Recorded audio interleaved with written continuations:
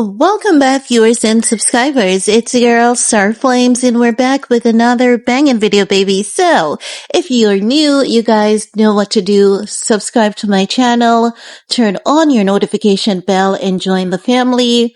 Give this video a big thumbs up. Do everything you need to do on this video to help your girl out. Now, guys, in this video, we're gonna talk about Jay-Z making a bold new move in the lawsuit that Tony Buzbee had filed against him on the behalf of the vmabandit. Now, the last time we spoke about Tony Buzbee hiring 2 new attorneys to assist him on this case. And I've given you guys all the legalities and the reasons why Tony Buzbee would hire a new attorney. Now, if you guys remember, Jay-Z's attorney, Alex Spiro, had filed a motion for sanctions against Tony Buzbee. His argument is that Tony Buzbee did not do adequate research. And not only that, Tony Buzbee filed the lawsuit in a courtroom that is not barred or licensed to practice. Now, Tony Buzbee had to get an attorney to represent him on the motion to have sanctions against him. Tony Buzbee is fighting for his license at this point. So, as such, Tony Buzbee's attorney clapped back saying that Jay-Z thinks that because he's a celebrity, he's above the law, and Jay-Z and his attorney is using, memory relapse as an excuse to say he filed a frivolous lawsuit. So as such, they're saying there's no grounds for any sanctions against Tony Buzbee. That is what the new attorney is arguing. Now, remember, one attorney is to help Buzbee fight for his bar license. The other is to represent Jane Doe. Now, many people, including Megan Cuniff, had said that while it's not, unusual for a accuser to get other attorneys on the case, it is rather completely unusual for a lawyer to do so. However, I've later discovered that one attorney is to help Buzbee fight against that motion to have sanctions against him, and the other is to represent Jane Doe because Buzbee cannot upfront represent her in the courtroom that he filed the lawsuit because he's not barred to practice in that courtroom. So he's gonna sidestep on this one. He's not gonna continue directly representing Jane Doe because it can result in him losing his license. So he's showing the court that he has made a mistake and he's acknowledging the mistake on his end, and he's doing what is needed to rectify such a mistake. Now, while Tony Buzbee's attorney is saying that the grounds that Jay-Z's attorney, Alex Spiro, is arguing to have sanctions filed against Buzbee is not valid, Jay-Z's attorney, Alex Spiro, has quite a few arguments, and I have to say, Tony Buzbee has been lacking quite a lot. One major thing is that he had promised to submit results on a polygraph. The time frame has long passed, Not only that, Jay-Z's attorney had submit a letter to the court in December to which Tony Buzbee should have responded. The 5 business days, if not 7, had passed. They include, the holidays were not included. So the publicly recognized holidays, Christmas Day, Boxing Day, New Year's Day, it was not recognized in the 5 days.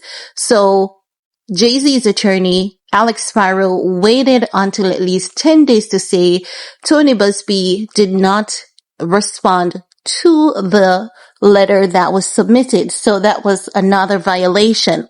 Now, so far, Jay-Z's attorney, Alex Spiro, has highlighted over a dozen inconsistencies on Tony Buzbee's end.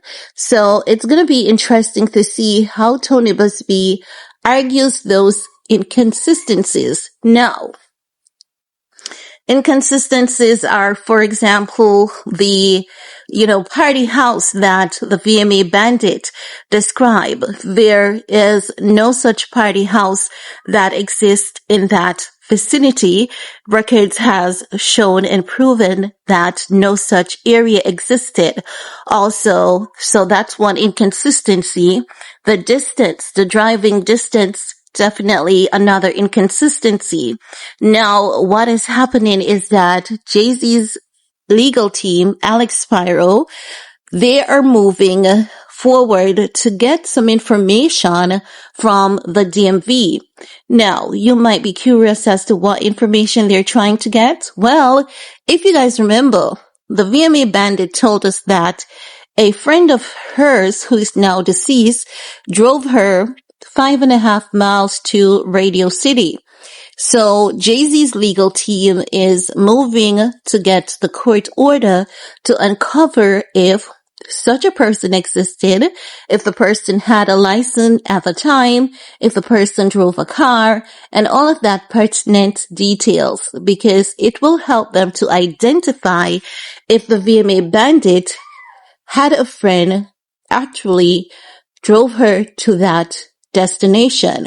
So that is going to be interesting to see how much they uncover on that request. And that is something the court will allow because it's a discovery piece of evidence, a very vital piece of evidence as well. So this is going to uncover a lot, which I believe will show further inconsistencies. Remember that vmabandit dad said he never picked her up.